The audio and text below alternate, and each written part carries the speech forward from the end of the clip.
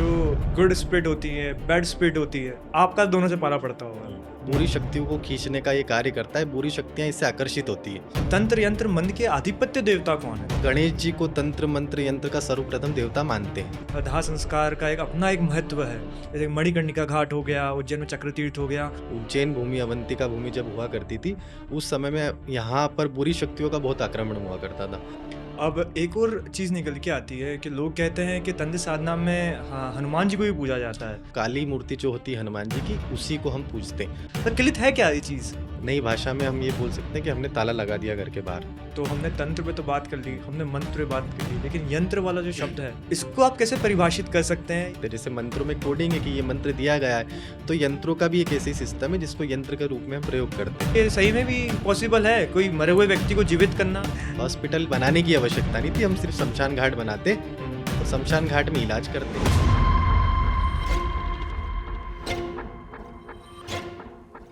जय श्री महाकाल। तो dialogues India के पॉडकास्ट में आप सभी का स्वागत है। आज मेरे समक्ष मौजूद हैं हमारे पूजनीय गुरुदेव जयेश नाथ जी महाराज, जो एक भैरव साधक हैं और साथ ही साथ बहुत इंटेलेक्चुअल और बहुत ही एजुकेटेड हैं। आपने अपना ग्रेजुएशन किया है बीकॉम सीए से, एमबीए एचआर मार्केटिंग में, एमबीए एचआर फाइनेंस में, एलएलबी, एलएलएम और हाल फिलहाल में आप पीएचडी परस्यू कर रहे हैं तंत्र साधना में। तो गुरुदेव, आपका बहुत बहुत स्वागत है हमारे इस पॉडकास्ट में। और हम धन्य हुए कि एक बहुत विद्वान इंटेलेक्चुअल व्यक्ति हमारे पॉडकास्ट में आ रहा है। तो आज का जो हमारा विषय है वो यही है कि तंत्र साधना क्या होती है, तंत्र मंत्र यंत्र साधना क्या होती है। तो आपसे मेरा पहला प्रश्न यही रहेगा कि पीएचडी आप किस विषय पे कर रहे हैं? पीएचडी तंत्र शास्त्र पे हम कर रहे हैं अभी। हमारा मन था, हमारा उसकी तरफ रुझान है तंत्र की ओर, तो हम चाह रहे थे उसी में हम आगे पढ़ाई करें, तो तंत्र शास्त्र में ही पीएचडी कर रहे हैं हम। तो ये जो आप पीएचडी कर रहे हैं, ये उज्जैन में ही निवासरत होके कर रहे हैं? हाँ, उज्जैन में निवासरत होके हम कर रहे हैं अभी। तो आपका जो आपने मुझे बताया था इसके पहले, हम बात कर रहे थे कि 30 वर्षों से आप साधना कर रहे हैं। 30 वर्षों की आपकी साधना रही है तंत्र क्रियाओं में, यंत्र क्रियाओं में, मंत्र क्रियाओं में। तो ये जो 30 वर्ष का आपका अनुभव था तंत्र साधना को लेकर, ये कैसा रहा? 30 वर्ष का हमारा अनुभव ऐसा रहा कि हम दुनिया में किसी को भी इस प्रकार का तंत्र मंत्र के मार्ग में जाने के लिए किसी को हम नहीं कहेंगे कि किसी को तंत्र मंत्र के मार्ग में जाना चाहिए।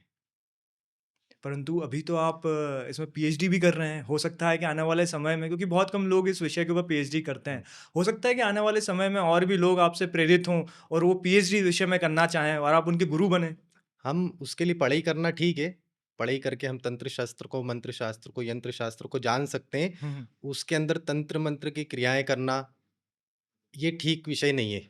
किसी को करना नहीं चाहिए ये, क्योंकि जब हम करते हैं तो हमको बाहर से आवरण बहुत अच्छा लगता है कि गुरुजी के 100 लोग चरण आके छू रहे हैं, गुरुजी का सम्मान कर रहे हैं, गुरुजी को दान दक्षिणा प्रदान कर रहे हैं।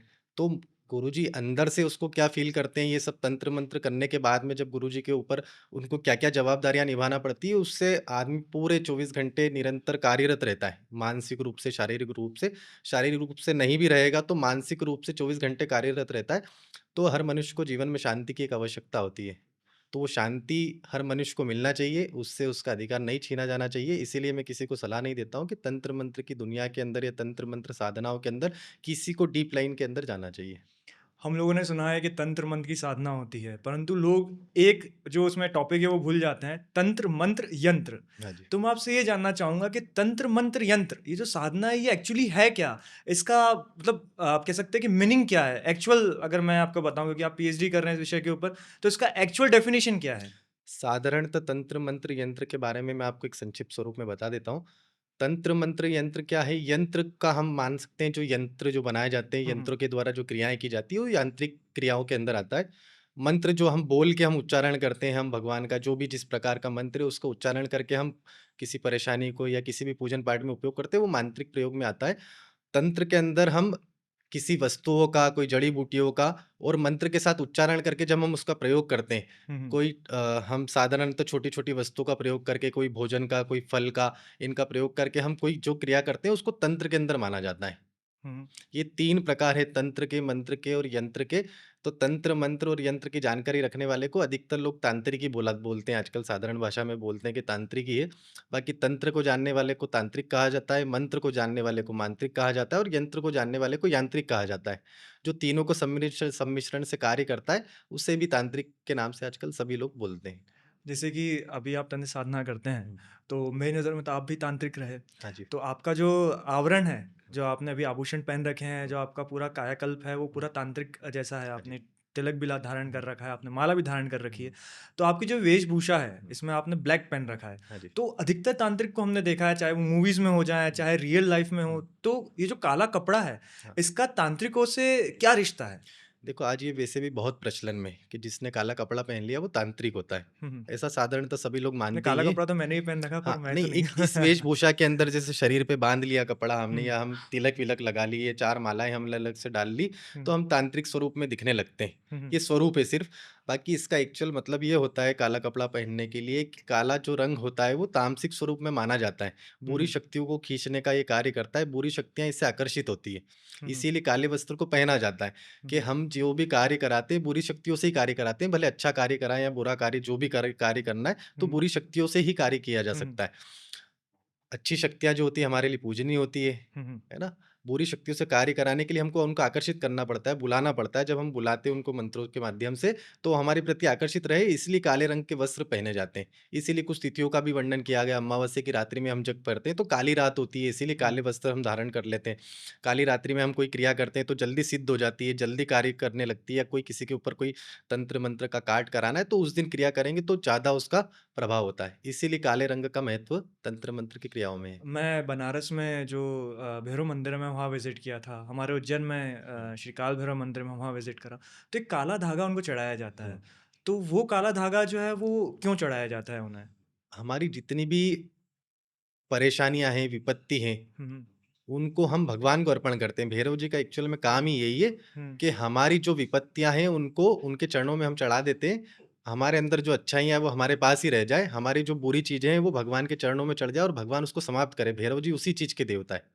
तो मतलब वो जो मेरे पास कोई नेगेटिविटी है, हाँ। तो वो मैं उस काले धागे पे बोल के या उस काले धागे को बता के भगवान को समर्पित करता हूँ कि भगवान आप मुझे इस पर्टिकुलर जो चीज़ है, जो नकारात्मकता मेरे अंदर है, जो नेगेटिविटी मेरे अंदर है, आप मुझे इसे दूर करें। इसलिए ऐसा कुछ? हमको बहुत बार तो पता ही नहीं होता है हमारे अंदर क्या नेगेटिव एनर्जी हुँ, है या नेगेटिविटी क्या है हमारे अंदर। हम तो सब चीज़ों को अपने अंदर अच्छा ही मानते, बोलते अपने मुँह से अपनी बड़ाई करते हैं हम तो। हुँ, हुँ, हमारे अंदर कोई नेगेटिव हम समझते ही नहीं कि कुछ है। हुँ, भगवान को सब जानकारी होती है उस बारे में। तो हुँ, हम साधारणतः भगवान को कई लोग किसी को पता ही नहीं होता है तो भगवान को काला धागा चढ़ा दिए, हुँ, काले उड़द चला दिए, काले हुँ, तिल चढ़ा दिए। तो इसीलिए चढ़ाए जाते हैं कि भगवान हमारे ऊपर हुँ, हुँ। जो हमको दिख रही है या नहीं दिख रही है, जो भी परेशानियाँ हैं वो आपके चरणों में अर्पण है, इसका निराकरण आप ही को करना है। इससे हमको छुटकारा आप ही को दिलाना है। तो इसी कारण से ये चढ़ाया जाता है। अब एक प्रश्न और निकल के आता है तंत्र साधना से, यंत्र साधना से, मंत्र साधना से, कि हर विधा के एक देवी देवता होते हैं। अगर मैं हमारी पढ़ाई की बात करूं तो माता सरस्वती हैं, ठीक है? कोई और विधा की बात करूं तो उनके अलग देवता हैं। तंत्र यंत्र मंत्र के आधिपत्य देवता कौन है?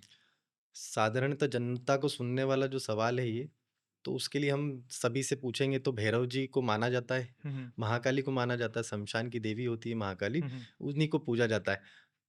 परंतु हम गणेश जी को तंत्र, मंत्र, यंत्र का सर्वप्रथम देवता मानते हैं, हम्म, जिसे उच्चिष्ट गणेश बोला जाता है। हम्म, उसका कारण भी ये है मानने का, लोग बोलने लगेंगे, पूछने लगेंगे कि ऐसा क्यों ही है? गणेश जी को क्यों ही मान रहे हैं? गणेश जी तो सिद्धिदात्री के देवता है, हम्म, सिद्धि प्रदान करते हैं। हम्म, तो किसी भी शुभ कार्य के लिए गणेश जी का प्रयोग किया जाता है। तंत्र मंत्र में क्यों ही गणेश जी का प्रयोग किया जाता है? तंत्र मंत्र से गणेश जी का जब हम किसी भी संकल्प को करते हैं, तंत्र मंत्र साधना हम किसी भी चीज़ को प्राप्त करने के लिए करते हैं। हम्म, तो गणेश जी जो है किसी भी चीज़ को प्रदान करने के देवता है, किसी हम्म, भी कार्य को सिद्ध करने के देवता है। हम्म, वो सिद्धि प्रदान करने के देवता है हमारे गणेश जी। तो उच्चिष्ट जो गणेश है उसको तंत्र मंत्र यंत्र के देवता के रूप में हमने पूजा जाता है। तंत्र मंत्र के जितने भी जो सिद्ध साधक है या जिनको गुरुजनों का आशीर्वाद है, गुरु प्रेरणा से जो लोग चलते हैं, उनको इस बारे में संपूर्ण जानकारी है कि उच्चिष्ट गणेश को सर्वप्रथम पूजा जाता है। उसी के बाद में किसी भी भूमि पर किसी भी देवताओं की साधना के लिए हम आगे का कर्म कर सकते हैं। अब एक और चीज़ निकल के आती है कि लोग कहते हैं कि तंत्र साधना में हाँ, हनुमान जी को भी पूजा जाता है। तो क्या ये सत्य है? हाँ, सत्यता है ये। हनुमान जी के अलग-अलग रूपों में अलग-अलग वर्णन है वराह अवतार के अंदर। हुँ, पंचमुखी हनुमान में अलग-अलग हुँ, हनुमान जी के स्वरूप का अलग-अलग मुख का हम दर्शन करते हैं, हुँ। तो उसमें वराह जी का भी एक वर्णन है। तो वराह जी के स्वरूप में हम हनुमान जी को पूजते हैं। उसी प्रकार से हनुमान जी का पूजन किया जा सकता है। हनुमान जी को हम अलग-अलग प्रतिमाओं के रूप में भी पूजते हैं। तो एक काले हनुमान जी के स्वरूप में भी हम हनुमान जी को पूजते हैं। जो तंत्र मंत्र के साधक है, वो काली मूर्ति जो होती है हनुमान जी की, उसी को हम पूजते हैं। ओगढ़ हनुमान के नाम से भी हम उनको जानते हैं। तांत्रिक हनुमान के नाम से भी जानते हैं। अलग-अलग प्रकार के अलग-अलग तंत्र के जो साधक होते हैं, अलग-अलग नाम से भगवान को, हनुमान जी को पुकारते हैं।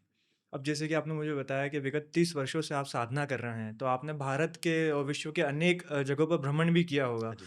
तो मैं स्पेसिफिकली भारत भूमि की बात करता हूँ कि भारत भूमि में तंत्र साधना के लिए ऐसी कौन-सी दिव्य जगह है, जो आप कह सकते हो कि काफ़ी ज़्यादा सिद्ध हैं या जहाँ पे तंत्र साधना की जाती है, तो उसका फल जो उस व्यक्ति को है, वो प्राप्त होता ही होता है।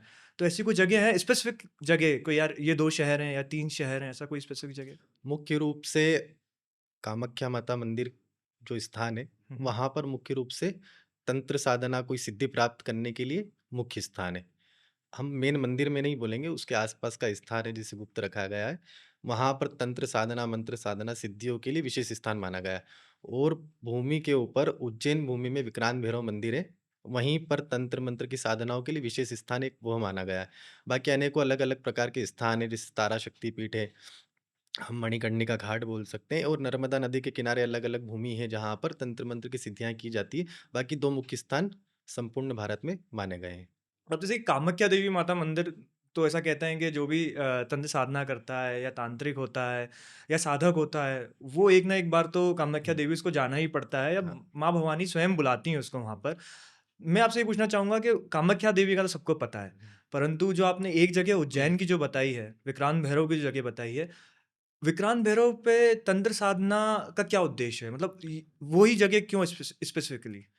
इसलिए माना गया है कि हम वैसे भी भारत भूमि अगर हम मानते हैं, तो भारत भूमि का मुख्य बिंदु मध्य प्रदेश में भी उज्जैन को हम मुख्य रूप से मानते हैं। उज्जैन भूमि एक क्षिप्रा हमारी क्षिप्रा नदी है। क्षिप्रा नदी के बीच के अंदर जितनी भी पूरा जो शहर बसा हुआ है, उसको अवंतिका नगरी के रूप में हम पहले कहते थे, अब आज उज्जैन हम कहते हैं। तो हमारे उज्जैन में जो भूमि पर लोग रहते हैं, उनकी रक्षा के लिए अष्टभैरव है। तो 7 भैरव भूमि के शिप्रा मैया की रेखा के अंदर होते हैं, एक ही भैरव है जो शिप्रा मैया की रेखा के उस पार है, जो घाट के किनारे पर स्थित है, वहाँ पर ही विक्रांत भैरव मंदिर है। किसी समय के अंदर राजा गंधर्वसेन हुआ करते थे, जिनको श्राप से वहाँ मुक्ति मिली थी, हुँ, हुँ। है ना? उनके श्राप से मुक्ति होने के कारण वहाँ पर राजा गंधर्वसेन का जो अंतिम क्रियाकर्म हुआ, तो इसलिए गंधर्व शमशान के रूप में भी उसको माना जाता है। अब विक्रांत भैरव जो अष्टभैरव में से एक है, जो ही नदी के बाहर में स्थापित है, इसीलिए उनको माना जाता है कि भैया वो भैरव जी, काल भैरव तो बाहर में ही स्थित है, क्षिप्रा नदी के द्वारपाल हैं हमारे वहाँ पर अवंतिका नगरी के, हुँ, हुँ। रक्षक भी हमारे यहाँ के सेनापति भी हम कहते हैं। विक्रांत भैरव ही एक ऐसे देवता जो तंत्र मंत्र के अधिपत्य देवता माने जाते हैं। इसीलिए विक्रांत भैरव मंदिर को तंत्र मंत्र के लिए विशेष स्थान माना गया है, क्योंकि यहाँ पर तंत्र की सिद्धियों के लिए पुरातन काल से सारे ही लोग आते हैं, कोई भी ओगड़ अघोरी अगर किसी प्रकार की साधना, और पुराने समय में बहुत वीरान जगह रहा करती थी, इसीलिए तंत्र मंत्र के लिए विशेष है। जैसे चक्र तीर्थ का हम सुनते हैं, तो हम बचपन से सुनते हुए आए हैं, उज्जैन में भी एक चक्र तीर्थ है। हम्म, ऐसे बहुत कम जगह हैं पूरे भारत में जहाँ पर ऐसा कहा जाता है कि दाह संस्कार का एक अपना एक महत्व है। हम्म, जैसे मणिकर्णिका घाट हो हम्म, गया, उज्जैन में चक्र तीर्थ हो गया। तो आपने मुझे बताया कि जो विक्रांत भैरव है वहाँ पर तंत्र साधना की जाती हम्म। हैं। तो चक्र तीर्थ पर ये साधना क्यों नहीं की जाती हैं? और चक्र तीर्थ की उत्पत्ति या कह सकते हैं जन्म की भी एक गाथा है, तो वो भी आप बताइए, उसके पीछे का रहस्य क्या है? चक्र तीर्थ एक चक्र के ऊपर कर्ण का अंतिम संस्कार वहां पर किया गया था, शवदाह किया गया था, इसलिए उसको चक्र तीर्थ के रूप में हम मानते हैं। हुँ, ये कथा के रूप में और पुराने समय से इसकी जानकारी वर्णित की गई है, इसलिए चक्र तीर्थ के रूप में हम स्वरूप से उसको मानते हैं। चक्र तीर्थ पर साधनाएं क्रिया हम कर सकते हैं, साधनाएँ हम नहीं कर सकते हैं, किसी भी चीज़ की प्राप्ति चक्र तीर्थ पर नहीं कर सकते। अब इसके लिए बहुत सारे लोग अलग-अलग बातें भी करते हैं कि भैया वहाँ सिद्धि होती है, ये होता है। बाकी वहाँ पर मैंने स्वयं के अनुभव से, मेरे गुरुजनों के आशीर्वाद से जो हमने प्राप्त किया, वहाँ पर कोई किसी प्रकार की हम सिद्धि नहीं कर सकते। उसका कारण है पुराने समय में उज्जैन भूमि, अवंतिका भूमि जब हुआ करती थी, उस समय में यहाँ पर बुरी शक्तियों का बहुत आक्रमण हुआ करता था। तो हमारे यहाँ से हर एक दिन एक नए मनुष्य को निकाल के, मतलब हर किसी पुरुष को यहाँ से उठाकर ले जाया जाता था, उसकी बलि स्वरूप उसको ग्रहण कर लिया जाता था। तो उस समय के ऋषि मुनि और तंत्र मंत्र के जो साधकों द्वारा इस भूमि को किलित किया गया, और जो राक्षसी प्रवृत्ति के देवता इस तरह का कर्म करते थे कि यहाँ से किसी मनुष्य को उठा के ले जाते थे, उन लोगों को इस नगरी से बाहर करने के लिए, हमको इससे मुक्ति दिलाने के लिए शिप्रा मैया की रेखा में जितनी भूमि बसी हुई है, उसको किलित किया गया। तो जो चक्र तीर्थ होता है वो उसी भूमि के अंदर आता है। तो उसके अंदर किसी भी बुरी शक्तियों का प्रभाव नहीं होगा, बुरी शक्तियों का आगमन नहीं होगा, इसलिए चक्र तीर्थ को भी उस भूमि के अंदर माना जा रहा है, इसीलिए उसको किलित माना गया है। तो मतलब वहाँ पे यदि कोई व्यक्ति तंत्र साधना करता है, तो वो क्रिया ज़रूर कर पाएगा, हाँ, मगर उसका फल उसको प्राप्त नहीं होगा। हाँ, नहीं, क्रिया वो कर सकता है, उसका कोई हुँ, साधना से किसी प्रकार की सिद्धि वहाँ से प्राप्त नहीं कर सकता है। क्रिया करना और सिद्धि करना दोनों अलग-अलग विषय हैं। हम किसी क्रिया को कर सकते हैं, हुँ, हुँ। किसी सिद्धि को प्राप्त नहीं कर सकते। हम चाहे कि आज यहाँ सर हम किसी भगवान का या किसी भी स्पिरिट्स का हम अगर सिद्धि करना चाहेंगे, तो यहाँ पर हमको सिद्धि प्राप्त नहीं होगी। हम जैसे कोई लाख जप जप पे हमको सिद्धि प्राप्त होती है, सवा लाख जप पे सिद्धि प्राप्त होती है, तो वहाँ पर हम करोड़ भी जाप कर लेंगे तो सिद्धि प्राप्त नहीं होगी हमको। क्या एक तंत्र मंत्र का एक सवाल और उठ के आता है, अगर मैं उज्जैन से इसको रिलेट करूँ तो कायधा पैलेस जो है, हुँ, वहाँ पे 52 कुंडों का निर्माण हुआ है। हुँ, लोग कहते हैं भूत चढ़ गया, हुँ, 52 कुंड चले जाओ, वहाँ पे आपका भूत उतर जाएगा। हुँ, तो इस पर्टिकुलर कहानी का, या कहानी कह सकते हैं, किंवदंती कह सकते हैं, क्योंकि मैंने तो कभी अनुभव इस चीज़ का हुँ। किया नहीं, ना मैंने किसी व्यक्ति के को देखा ऐसा कुछ, पर सुना बहुत है। तो ये भी एक रहस्य है, इसके पीछे की कहानी क्या है? देखो, 52 कुंड का ये रहस्य, वहाँ पर भूत-प्रेतों से हमको मुक्ति नहीं मिल सकती है। 52 कुंड में जो 52 अलग-अलग जो कुंड बने, उसमें 52 अलग-अलग प्रकार के कुंड हैं। 52 कुंडों के अंदर अलग-अलग जड़ी-बूटियों से उनको किसी समय के अंदर, जब हमारे यहाँ पर बहुत पुराने समय में भयंकर बीमारियाँ हो जाती थी, बहुत सारे असाध्य रोग हो जाते थे, जिनसे मुक्ति पाने के लिए हमारे ऋषि-मुनियों ने या हमारे उस समय के जो राजा रहे, उन्होंने 52 कुंडों का निर्माण कराया। 52 कुंडों में अलग-अलग जड़ी-बूटियों के माध्यम से जल जल भरा गया और उसमें जड़ी-बूटियाँ डाली गई, सब एक-दूसरे से कनेक्टेड किए गए। जिससे उस जल के अंदर अगर कोई भी स्नान करता है, उस जल के अंदर कोई भी नहाता है, तो उसको उन रोगों से मुक्ति मिल जाती है। तो हमारा शारीरिक रोग हो या मानसिक रोग हो, किसी प्रकार के रोग हो, उससे हमारे को मुक्ति मिल जाती है। तो वो रोगों की से मुक्ति प्राप्त करने का एक ज़रिया है हमारा। या हमारे जो भी पुराने महापुरुष ऋषि-मुनि रहे, उनकी कृपा है उस चीज़ से। तो जल में आज भी जड़ी-बूटियों का सम्मिश्रण होने के कारण बहुत सारे सब रोगों से हमको मुक्ति मिलती है। अब उसको एक अलग कहानी के स्वरूप में हमने बता दिया लोगों को कि हमारे को भूत भी लगा है, तो वहाँ से उतर जाएगा। वो मानसिक कोई दोष है हमको, है ना? तो वो दोष हमारा खत्म हो सकता है वहाँ से। वहाँ कोई भूत उतारने की कोई मशीन नहीं लगी वहाँ पर, ना अलग से कोई सिस्टम है वहाँ पे। अच्छा, मतलब ये जो किंवदंती के रूप में ये प्रचलन में आ गई हाँ, ये लोगों प्रचलन ने। में लोग बातें करते रहते हैं, एक बात से दूसरी बात बनाते बात फैलती जाती है, ऐसी बातें बनती जाती है। अच्छा, हमने ना कई बार ऐसा देखा है कि शिप्रा नदी में जैसे कि अमावस्या होती है या कोई पर्व होता है, पर्व स्नान होता है, तो बहुत सारे लोग वहाँ स्नान करने आते हैं। तो मेरा एक सामने का एक एग्जांपल मैं बता रहा हूँ, जब मैं वहाँ पे था तो एक बार कोई महिला थी, वो स्नान करने नीचे गई थी। एक पुजारी था जो हाथ में थाल वगैरह लेके कुछ कर रहा था, एकदम वो चिल्ला रहे थे ज़ोर ज़ोर से, और अलग प्रकार का एक वहाँ पे माहौल उन्होंने बना दिया था। तो वो सीन क्या था? मुझे लगता है शायद वो कोई तंत्र क्रिया वहाँ पे वो लोग कर रहे थे, शायद भूत उतार रहे थे हुँ, या ऐसा कुछ चल रहा था। तो ये जो नेगेटिव और पॉजिटिव एनर्जी का कॉन्सेप्ट है, हुँ, ठीक है? अब हो सकता है कोई नेगेटिव एनर्जी उनके उसमें हो, हालाँकि मैं नेगेटिव पॉजिटिव एनर्जी में काफ़ी विश्वास करता नहीं। हूँ। तो पर्टिकुलर उस नदी के अंदर जाते ही उस व्यक्ति को वो सब कुछ होने लग गया और नेगेटिव एनर्जी जो थी वो बाहर आने लग गई, तो ऐसा क्यों? ये हमारे जल का कोई कारण है, जो हमारी शिप्रा मैया का जो प्रवाह होता है और उसमें जो मान्यता है हमारे यहाँ पे, शिप्रा माता को हम बहुत पूजनीय मानते हैं, हमारी देवी स्वरूप है माई। तो उसके अंदर जितनी भी पॉजिटिव एनर्जी है, हम इसीलिए उसमें स्नान करते हैं ना, हमारे अंदर की हुँ, जो नेगेटिव एनर्जी खत्म हो जाए और पॉजिटिव एनर्जी हमारे साथ में रहे। तो अगर किसी भी व्यक्ति के अंदर कोई नेगेटिव एनर्जी है, तो जहाँ पर भी पॉजिटिव एनर्जी रहेगी अधिक मात्रा में, वहाँ पर अगर नेगेटिव कोई व्यक्ति जाएगा या उसको ग्रहण करेगा या उस स्थान पर बैठेगा, तो उसका नेगेटिव एनर्जी भागने की कोशिश करती है, उसको छोड़ने की कोशिश करती है। पूरा तंत्र मंत्र का जो शास्त्र है, भूत प्रेतों की दुनिया, ये सब नेगेटिव और पॉजिटिव एनर्जी पे डिपेंड करता है। भगवान की भी जो दुनिया है, वो नेगेटिव पॉजिटिव एनर्जी पे डिपेंड करती है। तो पूरी दुनिया जो चल रही है, नेगेटिव पॉजिटिव एनर्जी पे ही चल रही है। हम उसको अलग अलग स्वरूप में देखते हैं, हम भगवान के स्वरूप में देखते हैं, हम उनको भूत प्रेतों के स्वरूप में देखते हैं। उसी से सब ये कहानी है, नेगेटिव और पॉजिटिव एनर्जी से ही सब चल रहा है। एक प्रश्न और मेरे इसी चीज़ को ध्यान में रखते हुए आया कि जो तिराहे होते हैं, जो चौराहे होते हैं, वहाँ पे कई बार हमको अनेक-अनेक प्रकार के फल या कोई नींबू मिर्ची या कुछ ऐसा कुछ कंकूर वगैरह डले हुए कुछ फल, कटे हुए फल देखने को मिलते हैं। घर वाले बोलते हैं कि अरे! ध्यान से जाना, पाँव मत रख देना, या कि अगर वहाँ से गुज़रते हैं तो लोग पहले आगाह कर देते हैं कि अरे! थोड़ा साइड में होके निकलिएगा। तो ये पर्टिकुलर चीज़ क्या होती है और ये लोग क्यों करते हैं? उससे क्या प्राप्ति होती है?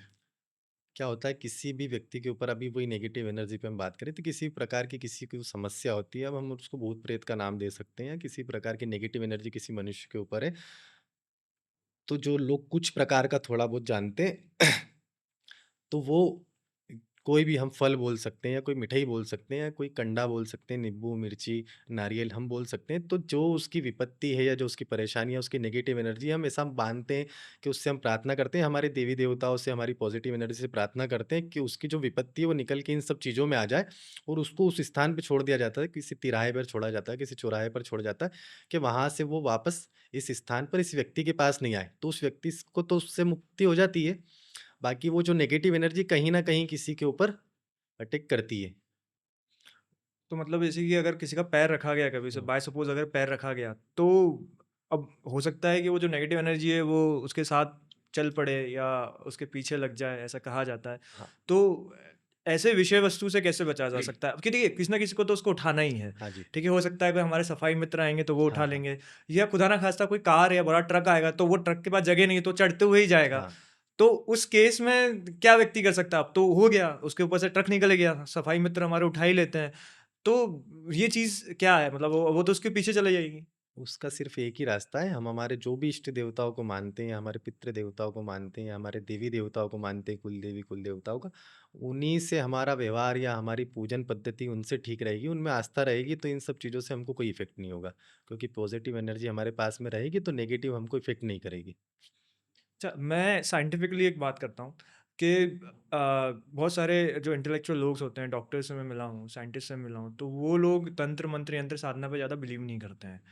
परंतु लोग कहते हैं कि यदि आप किसी परेशानी में हो, अगर बहुत ज़्यादा कष्ट में हो, तो हनुमान जी की उपासना करना चाहिए, अपनी कुल देवी को मानना चाहिए, या जो तंत्र कह सकते हैं पर इतना नहीं, मतलब मंत्रों का उच्चारण हुँ, करना चाहिए, हुँ। ऐसा सब बताते हैं।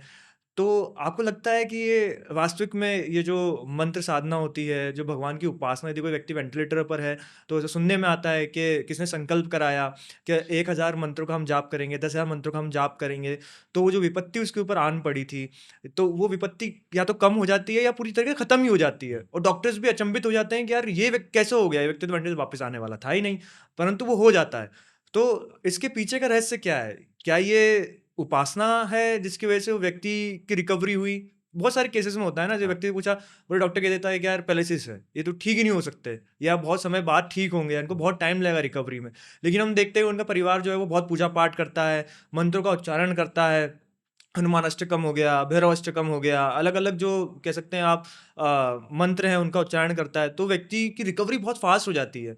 तो ये सिर्फ़ मानसिक आप कह सकते हैं कि एक वो है, या सही में भी ये जो मंत्र हैं ये कार्य करते हैं अपना? आप जैसे अभी हम जो चर्चा कर रहे हैं, ये भी शब्द क्या होता है, हमारे मुँह से कोई भी शब्द निकला हुआ, पूरे ब्रह्मांड में घूमता है। हुँ। ऐसा सुने ही होंगे आप, हाँ, सुने है हैं। ना? किसी भी शब्द को निकलता अगर हमारे मुँह से, ब्रह्मांड में घूमता रहता है अनादिकाल तक। हुँ, हुँ। उसका अंत होना बहुत मुश्किल का काम रहता है, जब जहाँ पर एक एनर्जी होती है, वहाँ जाके वो खत्म हो जाता है। तो ऐसा हम ऐसा मानते हैं कि एक बहुत बड़ी कोई एनर्जी जो पूरे संसार को चलाती है ना? तो जब हम किसी मंत्रों का उच्चारण करते हैं, तो हम वो परमपिता परमेश्वर से ही प्रार्थना करते हैं। हुँ, नीचे बहुत सारे भगवानों का हम नाम लेते हैं, वो भी एक एनर्जी है।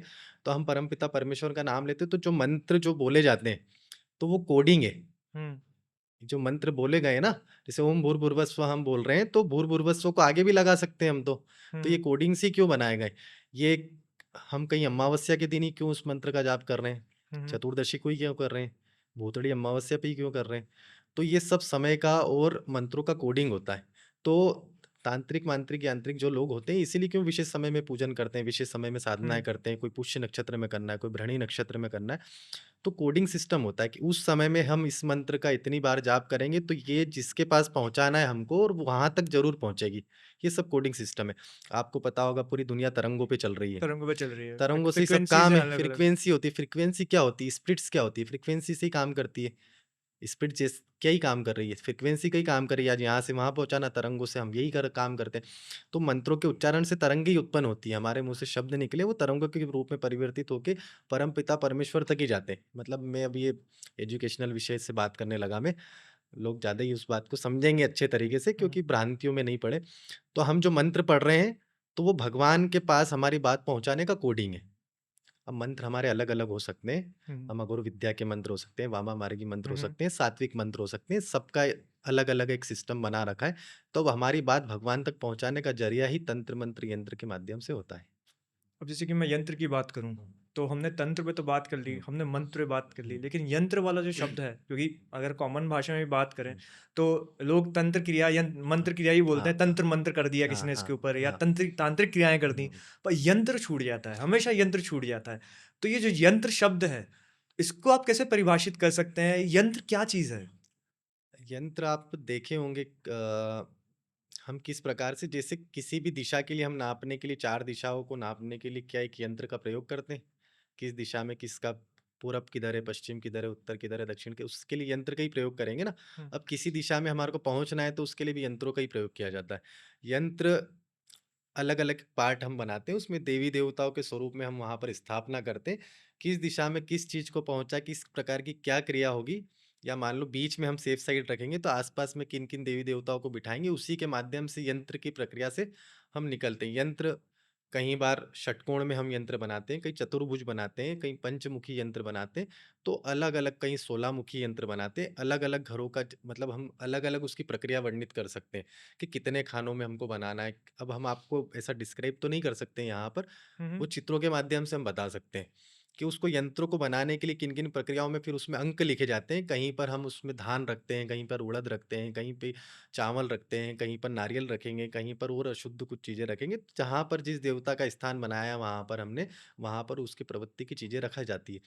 उसी से उसी कर्म के हिसाब से वो प्रवृत्ति या जो स्पिरिट्स रहेगी बैड एनर्जी, गुड एनर्जी वो दोनों उसी का कार्य करेगी इसलिए यंत्रों के माध्यम से हम यंत्र का प्रयोग करते हैं। जैसे मंत्रों में कोडिंग है कि ये मंत्र दिया गया है, तो यंत्रों का भी एक ऐसे ही सिस्टम है जिसको यंत्र के रूप में हम प्रयोग करते हैं।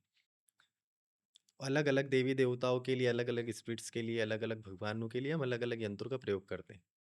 अब जैसे कि एक सवाल और निकल के आया इसी से, क्योंकि आप तंत्र क्रिया करते हैं, आप साधक भी हैं, तो साधना गुरु के बिना नहीं की जा हाँ सकती। जी, ये तो सत्य है, तो सत्य। ये बुजुर्गों ने भी कहा है, हमारे ग्रंथों ने भी कहा है कि गुरु के बिना साधना पूर्ण नहीं होती। अब आपके भी गुरु रहे होंगे, हाँ जी। आपके गुरु भाई भी होंगे, है ना? अब आने वाले समय में आपके शिष्य भी हाँ बनेंगे जी। शायद या होंगे भी सही। हाँ जी। तो तंत्र साधना यदि कोई व्यक्ति बिना किसी गुरु के करता है, तो उसके क्या दुष्परिणाम हो सकते हैं? तंत्र साधना अगर बिना गुरु की आज्ञा के या बिना गुरु के आचरण के, बिना उनके मार्गदर्शन की करता है, तो सिर्फ़ उसे मृत्यु ही प्राप्त होगी।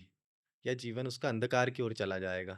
तंत्र, मंत्र, यंत्र की जो चीज़ें हैं, तो ये स्पिरिट्स पे सब डिपेंड करती है। तो हम इसकी कोडिंग या अब अगर हम किसी गूगल से सर्च करके कोई मंत्र पढ़ने लगे या कहीं किताबों से पढ़ के कोई मंत्र पढ़ने लगे, अगर यही सब चीज़ें करके अगर हम तांत्रिक, मांत्रिक, यांत्रिक कर सकते थे, गूगल-वूगल सब पहले से नहीं लोगों ने ही डाले हुए हैं ना उसपे सारी हुँ, चीज़ें, हुँ। पहले से तो कुछ है नहीं उसमें। हुँ, हुँ। हमारे जो गुरुजनों की गुरु परंपरा है, तो ये तंत्र मंत्र का ज्ञान अत्यंत गुप्त है। आपको बहुत जल्दी कोई पुस्तकें भी नहीं मिलेगी इनकी तंत्र मंत्र की और मिलेगी तो सुने सुनाए जो मंत्र होंगे वही मंत्र आपको मिलेंगे।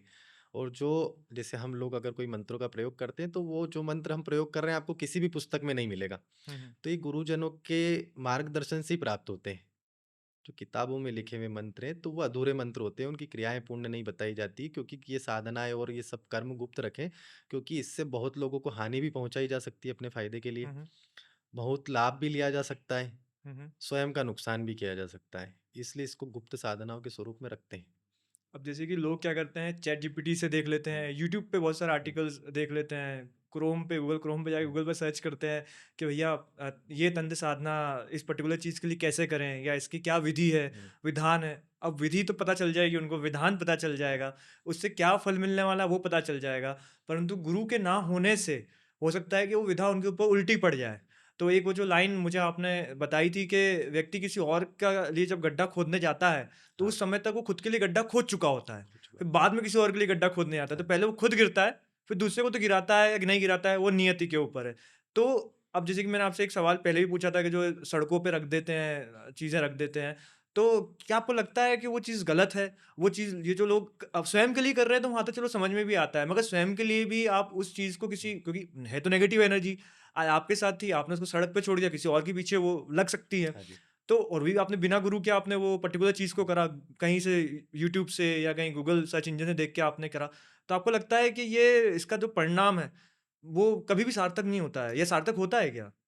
इसका परिणाम देखो क्या होता है, जो व्यक्ति के ऊपर अगर ये कोई परेशानी है, तो ये उसके जो अच्छे कर्म होंगे उसके कारण सार्थक हो सकता है। जो व्यक्ति करा रहा है, उसके कर्मों से बिल्कुल सार्थक नहीं। और पुरातन काल में जब पहले ये क्रियाएँ चलती थी और आज भी चल रही है, तो पहले के जो लोग साधक होते थे, हमारे गुरुजनों ने जैसे हमारे को मार्गदर्शन किया है, तो ये कभी भी चौराहे पर रखने वाला कोई कार्य नहीं किया। ये जंगल में किसी गुप्त स्थान पे रखा जाता था ये सारा भोजन, क्योंकि वहाँ पर जो स्पिरिट्स आएगी वो ग्रहण करेगी उसको, या उसकी एनर्जी ले लेगी उस भोजन की, या वहाँ से वो मुक्त हो जाएगी, या जंगलों में किसी ऐसे स्थान पे रहेगी जहाँ पर लोग जनता कहीं पर रहेगी नहीं, जहाँ पर मनुष्य नहीं रहेगा, ऐसे ही स्थान पर इन चीज़ों को रखा जाता था। अब लोगों ने आजकल अपनी बुद्धि से कार्य करते हैं। गूगल का ज़माना है, इंस्टाग्राम का ज़माना है, यूट्यूब का ज़माना है, वहाँ से अधूरा ज्ञान लेके बाँट रहे हैं, खुद भी काले कपड़े पहन रहे हैं, 10 लोगों को और पहना रहे हैं। हाँ, वो काले कपड़ों से एक बात याद आई कि हमने बहुत बार देखा है, न्यूज़ों में आता है, आर्टिकल्स में आता है, अखबारों में आता है, सोशल मीडिया पे एक एक बहुत बार हमको देखने को मिलता है कि फलाना व्यक्ति जो है फलाने तांत्रिक के पास गया, सांप ने डस लिया तो तांत्रिक के पास गया। सांप का डसना सांप ने डसा तो व्यक्ति को कायदे से डॉक्टर के पास जाना चाहिए इमरजेंसी में। और बहुत बार हम देखने को मिलता है कि तांत्रिक के पास गया, तंत्र क्रियाएँ करवाई तो बचा नहीं, या कोई व्यक्ति मर गया हॉस्पिटल में तो तांत्रिक को बुलाया गया, तंत्र क्रियाएँ हॉस्पिटल में कराई गई या किसी अन्य जगह पे उस पर्टिकुलर डेड बॉडीज़ के साथ में तंत्र क्रियाएँ करवाई गई। तो ये जो चीज़ है ये सही में भी पॉसिबल है? कोई मरे हुए व्यक्ति को जीवित करना या कोई व्यक्ति को साँप काट खाया तो उसका जो उसको डंस लगा है, जो उसके अंदर वो ज़हर बह रहा है, उसको क्या तंत्र क्रियाओं के माध्यम से निकाला जा सकता है? ऐसा कुछ पॉसिबल नहीं है। इसीलिए मैं कहता हूँ सभी लोगों को, और मैं खुद भी इसलिए पढ़ाई किया हूँ। हुँ, हुँ। पढ़े इसीलिए किए हम कि झूठी मिथ्याओं में नहीं पढ़े हम। कई लोगों ने बोल दिया कि ऐसा हो जाएगा, वैसा हो जाएगा, हम खुद जाने ना पहले। इसीलिए मैं सब लोगों से मतलब ऐसा भी कहना चाहूँगा कि पहले अगर किसी भी तंत्र मंत्र के साधक के पास में जाए तो उसकी डिग्रियाँ देखें, उसकी एजुकेशन देखें, तो वो खुद भी इस लायक है कि नहीं हम किसी के पास में किसी को हमारी भाषा में ऐसा कहते हैं कि पानी पियो छान के और गुरु बनाओ जान के। तो गुरु को जानो ना, आप जिसके पास जा रहे हैं, तो वो इस लायक है कि आपकी परेशानी मुक्त कर देगा। अगर मान लो कुछ कोई आदमी घर के ही अनाज भरने के लिए, उसको 10-5 किलो अनाज भरने के लिए पैसों की आवश्यकता पड़ रही, गाड़ी में पेट्रोल डलाने के लिए पैसों की आवश्यकता कर रही, वो किसी का क्या ही कल्याण कर पाएगा।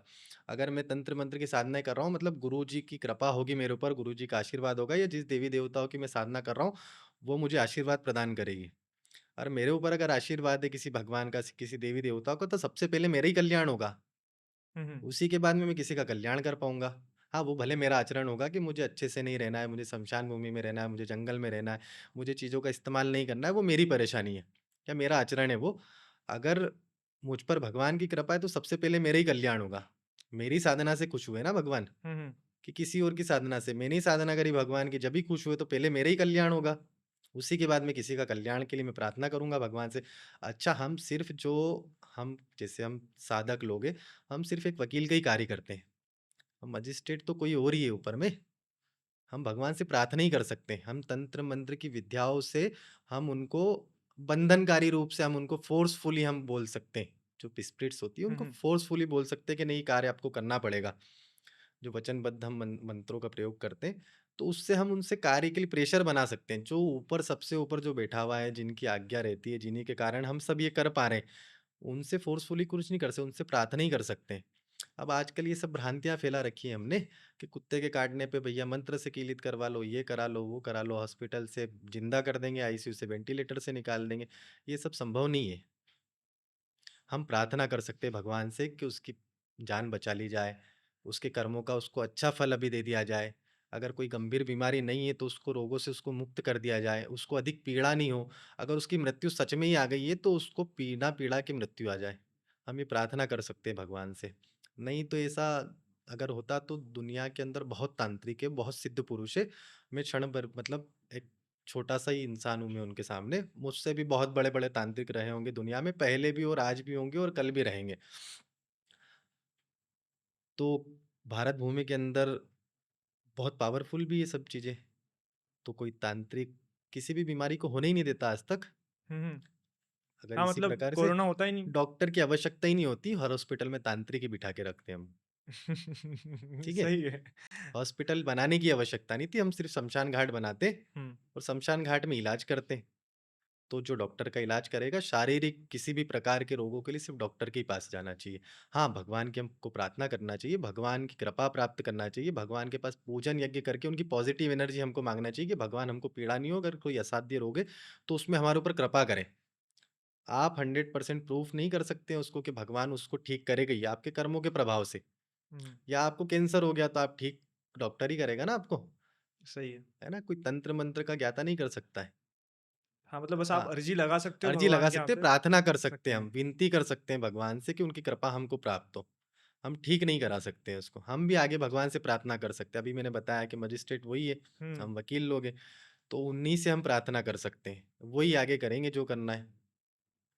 जैसे कि एक प्रश्न और निकल के आता है कि जैसे कि अगर मैं बात करूँ हमारे जो जनप्रतिनिधि होते हैं या हमारे प्रशासनिक जो लोग होते हैं, ये ओथ लेते हैं, हुँ, वचन लेते हैं। हुँ। तो क्या तांत्रिक भी वचनबद्ध होते हैं? आप लोग भी वचन लेते हैं?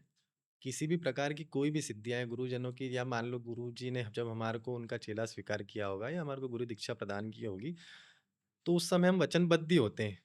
गुरुजी जैसे अब 100 अच्छी चीज़ें बताते हैं, फिर हमको फ़ोन अगर मान लो हमारे माता-पिता फ़ोन दिला दिए हमारे को तो बोलेंगे भैया रात को 12 बजे के बाद फ़ोन नहीं चलाना। हुँ, तो ये फ़ोन दिलाएँगे तुझे, ज़्यादा हुँ, फ़ोन नहीं चलाना, जो उपयोग है वही करना। तो ऐसे हमारे को जब शक्तियाँ प्रदान करते हैं हमारे गुरुजन, हमारे जो मार्गदर्शक रहते हैं या हमारे देवी-देवता होते हैं, जब हमारे को शक्तियाँ प्रदान करते हैं, तो उसके लिए हम वचनबद्ध होते हैं कि ये हुँ। कर्म आपको नहीं करना है, ये कर्म आपको नहीं करना है ना? नहीं तो तंत्र मंत्र के अंदर मारण प्रयोग भी होता है, आप लोग सुने होंगे, हुँ। बहुत लोग सुनते भी हैं और हाँ, बहुत लोग वो गुड़िया कारीगर गुड़िया लेते हैं, उसके ऊपर पिन चुभाते हैं हाँ, और ये फिर तो अलग-अलग। मूवीज़ में दिखाने वाला सीन है सारा, बाकी इस प्रकार का कुछ नहीं होता है।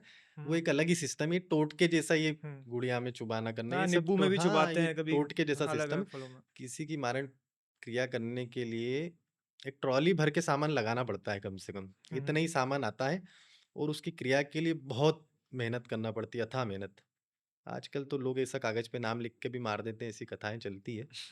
बाकी ऐसा होता नहीं है, उसके लिए अच्छा वो भी विशेष परिस्थितियों में करा जाता है, देवी-देवताओं के आदेश से, गुरुजनों के आदेश से, उनसे अनुमति लेना पड़ती है और वो भी किन परिस्थितियों में करा जा सकता है, जैसे हमारे हमारे पुराने जो तंत्र-मंत्र की पुस्तकें हमारी पुरानी जो महापुरुषों ने लिखी, तंत्र-मंत्र के ज्ञाताओं ने लिखी, तंत्र-मंत्र का प्रयोग उसी समय पे या किसी के ऊपर मारण क्रिया का प्रयोग उसी समय पे किया जाता है कि अगर आपने उसको नहीं मारा तो कल आपकी मृत्यु हो जाएगी या 2-4 दिन में या 4 दिन में या आपकी मृत्यु तय है अगर आपको वो मार ही देगा। मतलब या आपके ऊपर उसने ऐसा कर्म कर दिया कि आपकी मृत्यु हो जाएगी, अगर आपको ज़िंदा रहना है तो उसको मारना ही पड़ेगा। तो उसी स्थिति में हम किसी व्यक्ति को मारण प्रयोग कर सकते हैं। अन्यथा पैसों के लालच में, किसी और भावना से, किसी भी प्रकार का मारण प्रयोग करना हत्या के बराबर पाप लगेगा। मतलब आपके भी नेगेटिव पॉइंट्स काउंट होते होंगे। नेगेटिव पॉइंट्स उसकी सज़ा भी मिलती है, उसकी सज़ा भी प्राप्त करना पड़ती है। आपने देखा होगा दुनिया के अंदर जितने भी तंत्र-मंत्र के लोग हैं, क्या होता है एक हमारे ऊपर जब हमको कोई शक्ति प्राप्त होती है, तो हम अपनी जो ओरिजिनैलिटी है उसको खो देते हैं। मतलब बोलते हैं हम हमारी औकात भूल जाते हैं। तो जब शक्तियाँ प्राप्त होती हैं, हम अपने आप को बहुत बलशाली समझते हैं।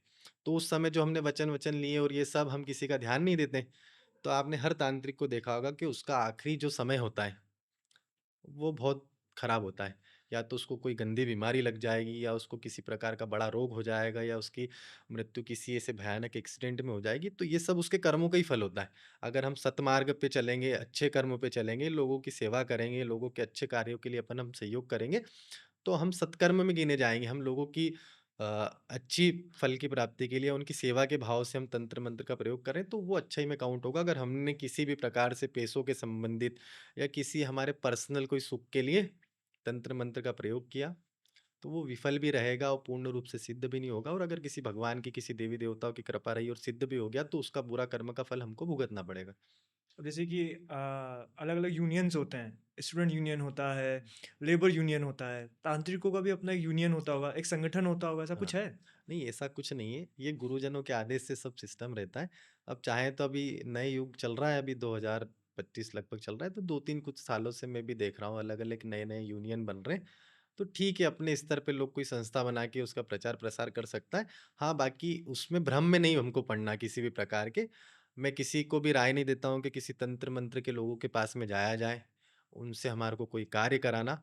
हाँ, हमको विश्वास है, हम उनको गुरु स्वरूप मानते हैं, हमारे पूज्य नहीं मानते, भगवान स्वरूप मानते हैं। हुँ, हुँ। जब उनके बारे में जानने के बाद उनको भगवान स्वरूप मान रहे हैं, तो उन लोगों से हम अपना समाधान ले सकते हैं, गुरु स्वरूप में उनसे समाधान ले सकते हैं हम। आप जो भी तंत्र साधना करते हैं, जैसे कि मैं आपके पास में आया किसी अपने विषय को लेकर, तो आपको उस विषय को आपके गुरु को बताना पड़ेगा। गुरु जी। जब तक आपको आज्ञा नहीं देंगे तब तक आप वो काम नहीं हाँ करेंगे। जी। देखो क्या होता है आजकल तो पैसों के कारण सभी लोग सभी कार्य कर देते हैं। बाकी इसका सबसे जो पूरा जो एक सिस्टम के थ्रू अगर हम मानेंगे इसको, जैसा भी मैंने बताया पैसे लेके कोई कर्म कर दे आपको भुगतना पड़ेगा आखिरी में। अगर जैसे कि अगर मान लो अगर किसी भी प्रकार की आप कोई समस्या लेके मेरे पास में आए, अब आपके कहने से तो आप तो अपना अच्छा ही बोलोगे, हुँ। बुरा नहीं बोलोगे, अपने लिए अपने कोई बुरा ही नहीं करता है। तो आपका अच्छा जब आपने बोला मुझे, तो मुझे तो कुछ पता नहीं है आप जो बोल रहे हैं वो सत्य है। तो आप ही की कुछ चीज़ों के माध्यम से हम जब वो जानकारी जुटाते हैं, तो हम हमारे आगे के जो लोग हैं या हमारी जो एनर्जी है या हमारे जो स्पिरिट से जिनके माध्यम से हम जानकारी प्राप्त करते हैं, तो उन लोगों को हम बताते हैं, वो आपके बारे में जानकारी ये बताएगी कि आप जो बोल रहे हैं वो सत्य है या गलत है। फिर अगर गलत होगी तो हम आपको बोलेंगे ये चीज़ें गलत है और सत्य होगी तो सत्य बताएँगे। अगर सत्य होगी तो फिर आपके लिए कार्य करेंगे, गलत होगी तो हम आपको टाल देंगे किसी अगर मान लो आपसे अच्छे संबंध है तो आपको किसी भी कोई बहाना करके हम टाल देंगे। हुँ, हुँ। और नहीं होगा तो बिल्कुल बता देंगे कि आप ये गलत बात कर रहे हैं, आपका इस प्रकार का कोई प्रवृत्ति नहीं। जैसे आपने मुझे बताया कि आप जो गुड स्पिरिट होती है, हुँ, बैड स्पिरिट होती है, जिनको कुछ लोग गुड एनर्जीज़, हुँ, बैड एनर्जीज़ बोलते हैं या फ्रीक्वेंसीज़ में भी कन्वर्ट कर सकते हैं। गुड फ्रीक्वेंसीज़, बैड फ्रीक्वेंसीज़ में भी बोल सकते हैं। आपका दोनों से पाला पड़ता होगा, हुँ। ठीक है? नो डाउट पड़ता है हाँ क्योंकि जी, देखिए भगवान ने अगर अच्छे लोग बनाए तो बुरे लोग भी बनाए, हाँ जी। ठीक है? भगवान अगर हम हमारे ग्रंथों को देखें तो ग्रंथों में देवताओं का भी हाँ, वर्णन है, भूत-पिशाच का भी वर्णन है हाँ और जी। हम क्योंकि स्वयं महाकाल की नगरी हाँ, में हाँ। रहते हैं, तो महाकाल भगवान की पूजा हाँ, अर्चना ही हाँ, भूत हाँ। और वो पिशाच वो करते भवन हैं। मनुष्य भी करते हैं, भूत-पिशाच भी उनकी हाँ पूजन जी, अर्चन करते हैं। सिद्ध होता है कि भूत-पिशाच होते हैं हाँ। ग्रंथों के हिसाब से, हमारे धर्म के हिसाब से, सनातन धर्म के हिसाब से। तो मेरा सवाल आपसे ये है कि जो नेगेटिव ऊर्जा जो होती है या आप कह सकते हैं जो नेगेटिव एनर्जीज होती हैं, जब आप लोग साधना करते हैं, तो क्या ये नेगेटिव एनर्जीज आपको परेशान करती हैं? आपकी साधना में विघ्न डालती हैं? जैसे कि पहले जो हमारे ऋषि मुनि होते थे, देवता होते थे, जब वो तप साधना करते थे, तो बहुत सारे नेगेटिव एनर्जीज कह सकते हैं आप, वो उनकी तप साधना में विघ्न डालते थे। तो आपको कभी अनुभव हुआ है कि कोई मेरी साधना में विघ्न डाल रहा हो? देखो कोशिश तो सभी एनर्जी करती है। जैसे हम हमारा गुड एनर्जीज भी करती हैं? नहीं गुड एनर्जी तो हम हमारी रक्षा करने का कार्य हुँ, करती हुँ। है या इस कार्य को पूर्ण होने के लिए हमारी मदद करती है। हुँ, हुँ। पुराने समय में ऋषि मुनि जब यज्ञ करते तो देखा होगा कई राजा उनके यज्ञों की रक्षा करते थे या हुँ, कोई हुँ। देवी देवता उनके यज्ञ की रक्षा करते थे। आज भी हम कोई यज्ञ पूजन करते हैं तो हम देवी देवताओं की स्थापना हुँ, करते हैं हुँ। कि वो रक्षा करें। भैरव जी हुँ। की स्थापना करते हैं कि वो रक्षा करें। हुँ, हुँ। ऐसे ही जब भी हम तंत्र मंत्र की साधनाओं के लिए बैठते हैं तो हम आसन पे कवच बनाते हैं, हमारे शरीर पे कवच बनाते हैं, भूमि को किलित किया जाता है कि इस भूमि के अंदर कोई भी नेगेटिव एनर्जी नहीं आएगी। उसके लिए देवी देवताओं का स्थापन किया जाता है। ये हम बोलेंगे पॉजिटिव एनर्जी को बिठाया जाता है कि जिसके कारण से कोई भी नेगेटिव एनर्जी अंदर नहीं आए, जिससे हमारी पूजन साधना में विघ्न आए। मतलब आप ये जो किलित शब्द है, ये हाँ, बार-बार निकल के आया। जब मैंने आपसे बात करी चक्रतीर्थ वाली, हाँ जी। तब भी किलित शब्द निकल के आया, अब भी ये किलित शब्द निकल के हुँ। आया। तो किलित मतलब क्या होता है कि उस पर्टिकुलर एरिया को आप बाँध देते हैं या कह सकते हैं कि एक आप उसके ऊपर रिस्ट्रिक्शंस लगा देते हैं? तो किलित है क्या ये चीज़? किलित हम पुराने शब्दों में किलित बोल रहे हैं। नई भाषा में हम ये बोल सकते हैं कि हमने ताला लगा दिया घर के बाहर। अब हुँ, हुँ। हमारे घर में कोई नहीं आएगा। तो ऐसे ही हम किसी भी स्थान को हम किलित कर सकते हैं, उसको बाँध सकते हैं। मंत्रों के माध्यम से, तंत्र के माध्यम से, कुछ स्पिरिट्स के माध्यम से या हमारी एनर्जी के माध्यम से बाँध सकते हैं, उसी को किलित किया जाता है। किसी भूमि को भी बाँध सकते हैं, किसी स्थान को बाँध सकते हैं, किसी व्यवसाय को बाँध सकते हैं, किसी घर को बाँध सकते हैं, जिस भी चीज़ को बाँधना है, किसी शरीर को भी बाँध हुँ, सकते हुँ। हैं। किलित किया जा सकता है, तो उसको बाँधना ही बाँधा जिसको जाता है, उसी को किलित शब्द में उल्लेख किया जाता है। जैसे कि आप तांत्रिक क्रियाएँ करते हैं, तंत्र मंत्र यंत्र का उपयोग करते हैं, तो अनेक राज्यों से, अनेक जगहों से आपके पास में लोग आते होंगे। तो कोई ऐसा टिपिकल केस आया है आपके पास में नेगेटिव एनर्जी का या नेगेटिव फ्रीक्वेंसी का, जिसमें व्यक्ति बहुत ज़्यादा परेशान हो और आपको लगा हो कि यार ये बहुत टिपिकल केस है? और जैसे कि साइंटिस्ट जो होते हैं, वो ऐसे केसेस को मल्टीपल पर्सनैलिटी डिसऑर्डर कह के उसको नकार देते हैं कि अरे भूत-पिशाच कुछ नहीं होता है, हम लोग नहीं मानते हैं। लेकिन हाँ, वो लोग नेगेटिव एनर्जी में और नेगेटिव फ्रीक्वेंसी में विश्वास करते हैं। पर उसकी हिंदी व्याख्या अगर हम करें, नकारात्मक ऊर्जा या भूत या प्रेत, उसको नहीं मानते हैं। तो कोई टिपिकल केस आया आपके पास में जिसने साइंस को भी आपके सामने छिन्न-भिन्न कर दिया हो, गया नहीं यार, साइंस के हिसाब से ये तो हो ही नहीं सकता है। ऐसा कोई केस? देखो ऐसे केसों की तो बहुत भरमार है शुरू से बहुत सारे। अब जैसे साइंस की भाषा में बोलेंगे तो ये बस टीवी चैनल पे या फिर लोगों के सामने ही बात करते हैं कि भैया हम भूत प्रेतों को नहीं मानते। ऐसे कई साइंटिस्ट के बच्चों का या साइंटिस्ट के परिवार के लोगों का, कई बड़े डॉक्टर के परिवार के लोगों का इलाज मैंने किया। जो बोलते हैं पर्सनैलिटी डिसऑर्डर है, वो भूत प्रेत मान के ही या फिर नेगेटिव एनर्जी मान के ही मुझसे पूजन कराते हैं और कई लोगों का ठीक भी किया है। एक थोड़े समय पहले की बात है। अब उस बारे में हम चर्चा करेंगे तो आप बोलेंगे कि साइंटिफिकली ऐसा क्या कैसे हो सकता है? एक व्यक्ति है, एक बालिका थी छोटी-सी, 25 साल लगभग उसकी उम्र थी। वो पूरे भारत में घूम लिए अलग-अलग स्थानों पर, उसको अलग-अलग प्रकार से परेशानी होती थी। उसके परिवार के लोग समझ नहीं पाते थे वो क्या ही बोल रही है। वो अलग-अलग भाषाओं में बात करती थी। जब हमारे पास उसको लाया गया, हमने उसको देखा, चेक करा जिस प्रकार से हमारी प्रक्रिया है चेक करने की, फ़ोटो के माध्यम से, उसको देखने के माध्यम से हम चेक करें, तो वो एक समय में जब उसके शरीर में हमने जो एनर्जी थी उसकी, उसको बाहर जब हम करने के लिए, उसको बात करने के लिए उसको बुलाया गया, तो एक समय के अंदर उसने 15-17 अलग-अलग भाषाओं में उसने बात करी। अब कोई एक ही गाँव का कोई व्यक्ति किसी स्थान पे रह के कोई अंग्रेजी में, कोई हिंदी में, कोई उर्दू भाषा में, कोई मराठी में, कोई गुजराती में, हम भी बहुत भाषाएँ नहीं जानते ना। तो हुँ। एक व्यक्ति जो साधारणतः गाँव का रहने वाला व्यक्ति है, जो कभी एक शहर से दूसरे शहर जाने के लिए लंबे समय उसको इंतज़ार करना पड़ा और वो 10 भाषाओं में, 7 भाषाओं में बात कर रहा है। ऐसा पॉसिबल है? पॉसिबल ही नहीं है, वो तो एक भाषा में तो बात करेगा बस। हाँ, उसको साधारणतः गाँव की भाषा आती है, जो अपने गाँव में बोली जाती है। हुँ, हुँ। उसको अंग्रेजी भी ठीक ढंग से नहीं आती। जब उसके शरीर में आया तो अलग-अलग भाषाओं में बात किया। अब इससे तो हमको मानना पड़ेगा भूत-प्रेत होते हैं। फिर जब हमने उसके शरीर से ये सब चीज़ों को अलग कर दिया, जब हम या तो उसको भूत बोल दें, नेगेटिव एनर्जी बोल दें, स्पिरिट्स बोल दें। जब हमने उसके शरीर से उन सब चीज़ों को बाहर किया, उसको मुक्त कर दिया इन सब चीज़ों से, तो वो साधारणतः अंग्रेजी बोलने में, पढ़ने में, लिखने में असमर्थ थी वो बालिका।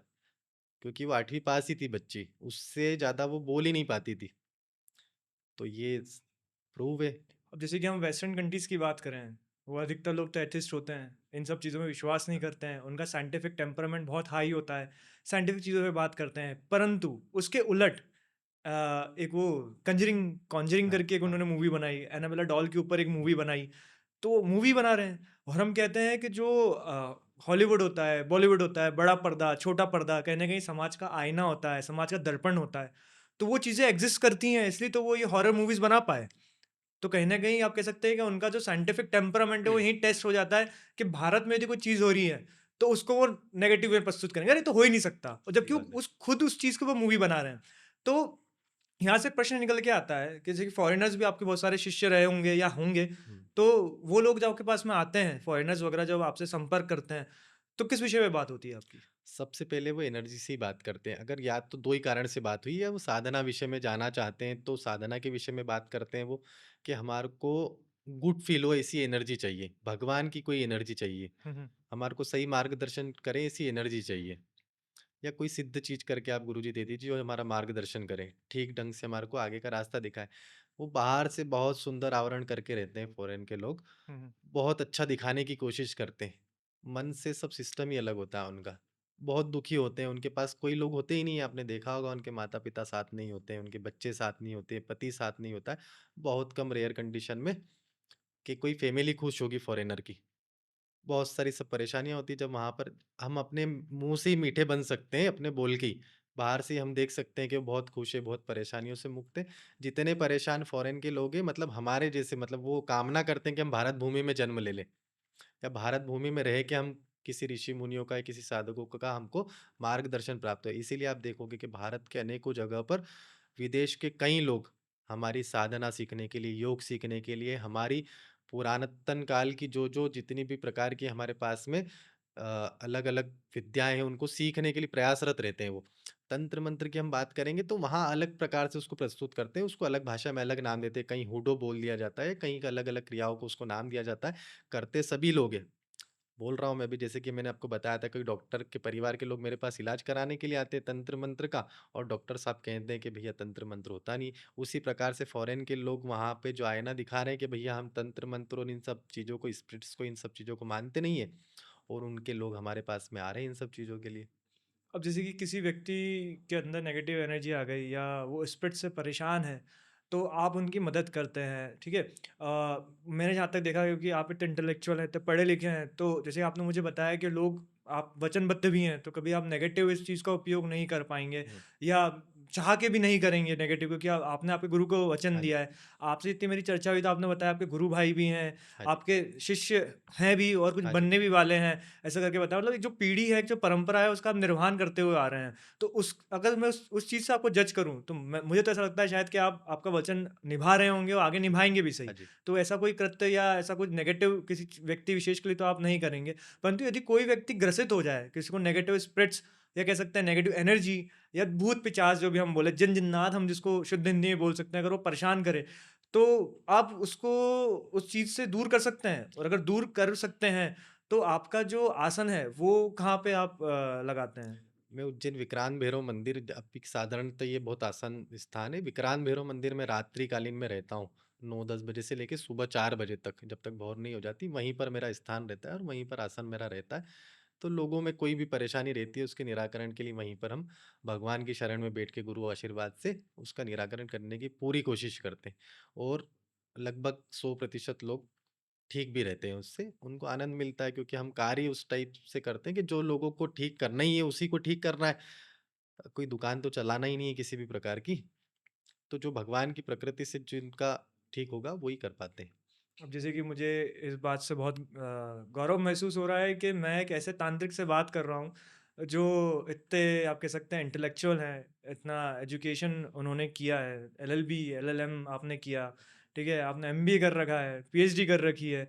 अब कई बार तो मैंने ऐसे लोगों को देखा है जो काला रंग का चोला ओढ़ लेते हैं और खुद को तांत्रिक बाबा कहते फिरते हैं, किसी को भभूत दे रहे हैं और धीरे से सोने की अंगूठी निकाल लेते हैं। ऐसा बहुत बार हम लोगों ने देखा है। हाँ जी। ओम बट स्वाहा या ऐसे जो हमारे सनातन धर्म के जो श्लोक हैं, उनका भी वो मज़ाक उड़ा देते हैं। तो ऐसे लोगों को कैसे पहचाना जा सकता है? अगर किसी भी प्रकार के लोगों के पास में हम जा रहे हैं, जैसे तंत्र मंत्र आजकल हम सोशल मीडिया पे देख के भाग जाते हैं। सबसे पहले सोशल मीडिया पे 25-50 फ़ोटो, वीडियो अच्छे डले हुए हैं, क्रिया करते हुए, ये वो सब करते हुए, तो हम भाग जाते हैं उन तांत्रिकों के पास में, उनसे संपर्क करने की कोशिश। हम पहले ये जानें कि हम जिस व्यक्ति के पास जा रहे हैं वो कितना ही पढ़ा लिखा है, किस आचरण में रहता है, किस प्रकार की इसकी प्रवृत्ति है, उसी के बाद में हम उसके पास में जाएँ। और नहीं, अगर मान लो हम इतनी जानकारी जुटा सकते हैं, तो हम प्रथम बार में ही जाके उसके ऊपर सर्वस्व न्यौछावर नहीं कर देना, कोई पैसा दे दे या किसी प्रकार का कोई और उपहार दे दे। पहले उसको जान ले, नहीं तो हमको पता चलता है, हम आए दिन देख रहे हैं कि भैया आज गुरुजी हमने बना लिए, 15 दिन बाद गुरुजी किसी और प्रवृत्ति में पकड़े गए, 15 दिन बाद गुरुजी का ये सामने आ रहा है, 15 दिन बाद गुरुजी का ये सामने आ रहा है। तो उससे क्या होता है, हमारी गुरु आस्था भी खत्म होती है, भगवान, देवी-देवताओं पे से विश्वास खत्म होता है, और सब लोग फिर इसको इस प्रकार से देखते हैं कि भैया हम कुरीतियों में जा रहे हैं। बोले तो भ्रम फैलाने वाली नीतियों के अंदर हम प्रवेश जा रहे कर हैं। रहे हैं। इसीलिए इन सब चीज़ों से दूरी होना चाहिए, और ये सब जानकारी प्राप्त करने के बाद ही हमारे को किसी के संपर्क में आना चाहिए। जब हमारी इस पॉडकास्ट की शुरुआत हुई थी, तो आपने एक लाइन कही थी कि मैं नहीं चाहूँगा कि कोई और व्यक्ति विशेष तंत्र मंत्र साधना में लगे या तंत्र मंत्र यंत्र साधना में लगे या इस पर्टिकुलर विधा में आगे बढ़े। तो ऐसा क्यों? ये आप तो खुद हैं इस विधा हाँ में, जी, आप हाँ तो जी। पीएचडी भी कर रहे हाँ हैं, जी। तो आप दूसरों को क्यों रोक रहे हैं? देखो, मैं ये चाहता हूँ कि लोगों को ज्ञान होना बहुत आवश्यक है। हम मनुष्य जीवन में आए, लोगों को शांति से रहना चाहिए। अपने परिवार में जो भी लोग रहते हैं, उनका हमारे दायित्व का निर्वहन करना चाहिए। जब अगर इस प्रवृत्ति के अंदर आ जाता है आदमी, तो हम दूसरों का ही सिर्फ कल्याण कर सकते हैं। स्वयं का भी कल्याण कर सकते हैं। सबसे पहले सर्वप्रथम हमारा ही कल्याण होगा। हम दूसरों के कल्याण के लिए कार्यरत रहते थे, बाकी हमको मानसिक शांति भी किसी प्रकार से नहीं मिल पाती। हम 24 घंटे ही मतलब इन सब चीज़ों के अंदर लगे थे। हमारे को सोते समय भी बहुत सारी सब चीज़ों का ध्यान रखना पड़ता है कि हमें ये नहीं करना है, वो नहीं करना है। मतलब अब आप चाहोगे कि आज के दिन आपको कुछ और अलग विशेष खाना है, कि भैया आज आपको पनीर ही खाना है, तो अब हो सकता है कि हमारे आज हम उस चीज़ से वंचित है, मेरा भी मन हो रहा होगा खाने के लिए, बाकी मैं नहीं खा सकता आज के दिन, है ना? या कोई और चीज़ का हमारा मन हो रहा है, तो हम हमारी मर्ज़ी से कोई कार्य नहीं कर सकते। तंत्र मंत्र के अंदर जाना है तो बहुत सारी सब ऐसी चीज़ों का ध्यान रखो, कभी कोई चीज़ें अटैक कर रही है, कोई स्पिरिट्स अटैक कर रही है, किन चीज़ों का ध्यान रखा। हमने कहीं पर कोई हमारी चीज़ें पहुँचाई तो उन लोगों का ध्यान रखना। अब एक ही व्यक्ति होता नहीं, लाखों लोग होते हैं, लाखों शिष्य होते हैं। तो हमारे को लाखों स्पिरिट्स कहीं जा रही है हमारी, उनका ध्यान रखा, हमारी स्पिरिट्स को कुछ नहीं हो जाए, हमारी चीज़ों का ध्यान रखना, उनकी शक्तियों का ध्यान रखना। इन्हीं सब चीज़ों के कारण इन सब चीज़ों का निर्वहन करते हैं। अब जैसे कि मैं एक बात आपको बताता हूँ, जब मेरी गुरुदेव से बात हो रही थी तो उन्होंने मुझे बताया था कि ये 30 वर्षों से साधना करते आ रहे हैं और इनके जो गुरु रहे, गुरु ने इनको ढूँढा, क्योंकि हमारे सनातन धर्म में कहावत है कि हम गुरु को नहीं ढूँढते हैं, अपितु गुरु हमें ढूँढते हैं। तो आपको भी आपके गुरुदेव ने ढूँढा, हाँ जी। आपको शिष्य बनाया, आप 30 वर्षों से साधना कर रहे हैं। तो मैं एक छोटी-सी हम्बल रिक्वेस्ट मेरी जो मेरे व्यूअर्स हैं उनसे ये रहने वाली है कि यूट्यूब से देखकर या गूगल पे सर्फ करके कोई भी तंत्र साधना या मंत्र साधना ना करें, क्योंकि हो सकता है कि वो उल्टा आपके ऊपर पड़ जाए। क्योंकि तंत्र मंत्र साधना में जो गुरुदेव आपने हाँ जी। बताया कि गुरु की आवश्यकता होती है, और गुरु भी ऐसा जो जिसको इस विधा के बारे में अच्छा नॉलेज हो, जो काफ़ी हाँ जी। इंटेलेक्चुअलिटी रखता हो इस पर्टिकुलर विधा के बारे में। तो गुरुदेव, मैं आपका धन्यवाद देना चाहूँगा कि आपने आकर इस पॉडकास्ट पे शोभा बढ़ाई। और एक जो भ्रांतियाँ लोगों में फैली हुई थी कि सांप डस लेता है तो तांत्रिक के पास जाओ, हाँ जी। या कोई हॉस्पिटल में किसी की मृत्यु हो गई तो तांत्रिक जगा देता है, तो आपने एक सच्चाई को आपने बताया, एक जो पर्दा था वो उसको हटाया। क्योंकि हम लोग देखते हैं कि कोई खुल के इस विषय के ऊपर बात नहीं करता है कि भैया, लोग यही बोलते हैं, अरे सांप डस लिया, डॉक्टर को बाद में दिखाना, हाँ भाई जी। तांत्रिक को दिखाओ। हाँ जी। आपने खुद ने ये बात बताई कि तंत्र क्रिया, मंत्र क्रिया, यंत्र क्रिया जो होती हैं, आप एक एडवोकेट हैं, हाँ जी। मजिस्ट्रेट कोई और है। हाँ जी। नियति का लिखा हुआ कोई बदल नहीं सकता है, अपितु आपको भगवान से आप प्रार्थना करिए, अपने कुल देवता से प्रार्थना करिए। और ये जो विधा है, इस विधा को बिना अपने गुरु के इसको ना करिए, हाँ और जी। कुछ जो लकीर जो भगवान ने बनाई है उसका उल्लंघन ना हाँ जी। करिए। तो गुरुदेव, मैं आपको धन्यवाद देना चाहूँगा, जी। और कि आप आए और आपने ये बताया। और मैं चाहूँगा कि अगली बार भी हम गुरुदेव के साथ बैठें। अभी तो बहुत कम विषयों पे हमने बात करी, और यंत्र तंत्र और मंत्र की जो ये साधना है, इसमें हम और डीप जाएँ। थैंक यू गुरुदेव, जय श्री धन्यवाद। महाकाल, हर जय हर श्री महादेव। महाकाल।